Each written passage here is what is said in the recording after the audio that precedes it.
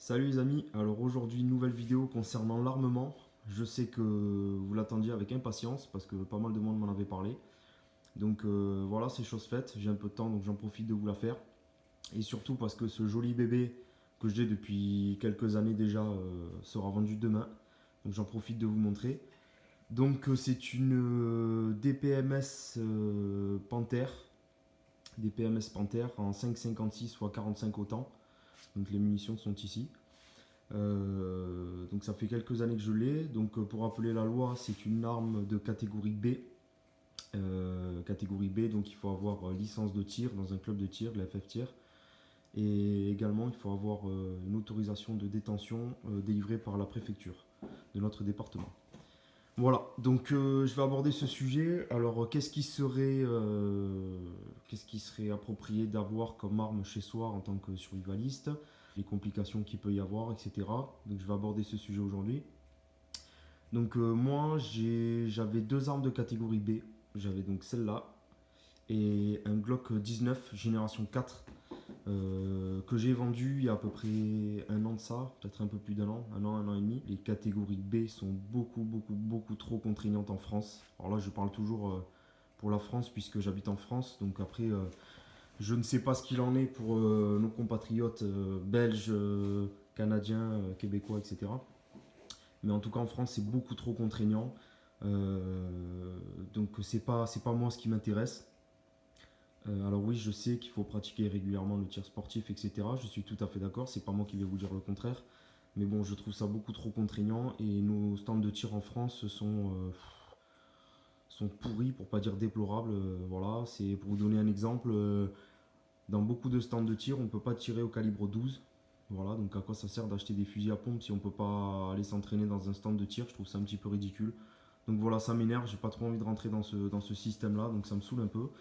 Donc bien sûr, j'ai ma licence de tir, bien sûr, je vais tirer de temps en temps, mais bon, voilà quoi.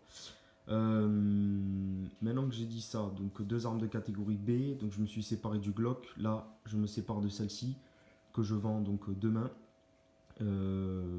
J'ai d'autres armes de catégorie C, donc voilà, c'est là où je veux en venir. Je veux garder des armes de catégorie C puisque c'est beaucoup plus pratique. Il suffit d'avoir juste une licence de tir ou un permis de chasse ou une licence de balle trap pour avoir une arme de catégorie C, ce qui est largement suffisant pour pouvoir s'entraîner. Après celle-ci, je compte me racheter une autre arme de catégorie C. Donc je pense partir sur un Mossberg Patriot en 308 Winchester avec des munitions qui se vendent en surplus, assez faciles à trouver et pas trop chères. Donc voilà, pour le survivaliste, alors selon moi, quelle arme serait bien à avoir chez soi? Si je pars du principe qu'on n'aurait que de la catégorie C, je dirais une 22 long rifle. Alors 22 long rifle type fusil à lunettes, avec chargeur ou non, monocoup, etc. Peu importe. Mais au moins avoir une 22 long rifle puisque on en a déjà assez largement parlé sur YouTube. C'est vrai que c'est une arme qui est très polyvalente. Les munitions sont pas chères, donc c'est plutôt pas mal pour s'entraîner. Et puis pour le petit gibier pardon, c'est plutôt sympa. Euh, Ensuite, la deuxième arme qui selon moi est indispensable, ça serait une arme de calibre 12, et puis plus particulièrement des fusils juxtaposés, superposés, etc. Puisqu'ils ont une mécanique assez simple, donc ça tombe beaucoup moins en panne, ça casse beaucoup moins. Contrairement au fusil à pompe, parce qu'un fusil à pompe j'en avais un, c'est super sympa et tout, mais avec la nouvelle législation qui a changé, nombreux sont ceux qui sont passés en catégorie B, donc encore une fois très contraignant. En tout cas, je pense pour moi, même si ce n'est pas le cas de tout le monde, et c'est bien, mais en tout cas pour moi, c'est beaucoup trop contraignant. Donc c'est pour ça que j'ai revendu mon fusil à pompe également. Et j'ai racheté un fusil deux coups superposé. Je vous le montrerai la prochaine fois. Je ne vais pas tout vous montrer maintenant, sinon la vidéo va durer beaucoup trop longtemps. Donc pour moi, voilà, une arme de calibre 12 qui peut tirer différentes cartouches comme de la balle, du grain, de la chevrotine, etc. Assez intéressant. On peut mettre également du gomme cogne à l'intérieur. Donc pour ceux qui ne savent pas ce que c'est des balles en caoutchouc dont se servent les forces de l'ordre également. Donc assez intéressant à ce niveau-là pour pouvoir utiliser des munitions, qu'elles soient létales ou non létales. Donc les fusils calibre 12 intéressants. La 22 long rifle, intéressant. Troisième point qui peut être intéressant, ça serait d'avoir une arme de poing à blanc. Voilà, il faut juste avoir 18 ans pour en avoir une. Si jamais on entend un bruit dans notre jardin, etc., ça sert à rien d'utiliser des vraies balles pour tirer 2-3 coups de feu en l'air. Il suffit d'une arme à blanc, on tire un coup de feu en l'air pour essayer de faire peur. Puis moi je trouve ça assez intéressant. Alors c'est vrai qu'en 4KK, une arme de poing à blanc ne va pas servir à grand chose. Donc les munitions 9 mm pack. Donc c'est vrai que pas très intéressant à ce niveau là, mais bon quand même, voilà, c'est assez réaliste, ça ressemble beaucoup à une vraie arme. Je vous montrerai la mienne la prochaine fois.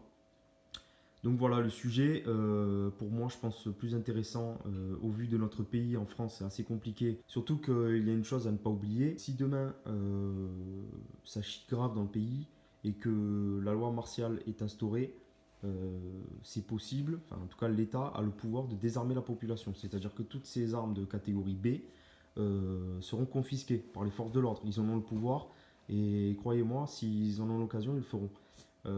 Donc les armes de catégorie C nous appartiennent à vie, c'est les nôtres et on peut en faire ce qu'on veut. Voilà, donc c'est pour ça que cette arme je vais la vendre. Donc les munitions, comme je vous l'ai dit, c'est les munitions qu'utilisent nos militaires français hein, dans les FAMAS. Même si les FAMAS ont changé là, depuis peu, ils sont en train de changer. Donc une munition assez sympathique, pas trop chère à l'achat, assez légère quand même. Alors les chargeurs que je possède pour cette arme à feu, pour ceux que ça intéresse, hein, donc c'est des chargeurs 30 coups. Alors je sais que la nouvelle législation est passée, que maintenant on est bridé à 20 coups il me semble. Mais étant donné que l'arme est vendue demain, la personne qui va acheter cette arme avec ses chargeurs va l'emmener chez un armurier pour pouvoir les brider. C'est-à-dire qu'il raccourcit le ressort et on peut mettre que 20 cartouches à l'intérieur. Donc ça c'était le chargeur d'origine, donc qui est en métal. Voilà. Et ça c'est un chargeur PIMAG, qu'on appelle PIMAG. C'est un chargeur en polymère, donc assez résistant si on le fait tomber, avec un indicateur ici pour savoir combien de munitions à peu près il nous reste dans le chargeur. Donc assez sympathique. Ça je crois que je l'avais payé une quarantaine d'euros, 40-50 euros. L'arme m'avait coûté 1150 euros à peu près. Alors moi j'ai rajouté une petite lunette de visée à la con là. C'est pas quelque chose de très cher. De toute façon je fais pas du TLD avec, du tir longue distance. Donc c'est juste un truc avec ces rétro-éclairés à l'intérieur, rouge, vert, il y a différentes intensités.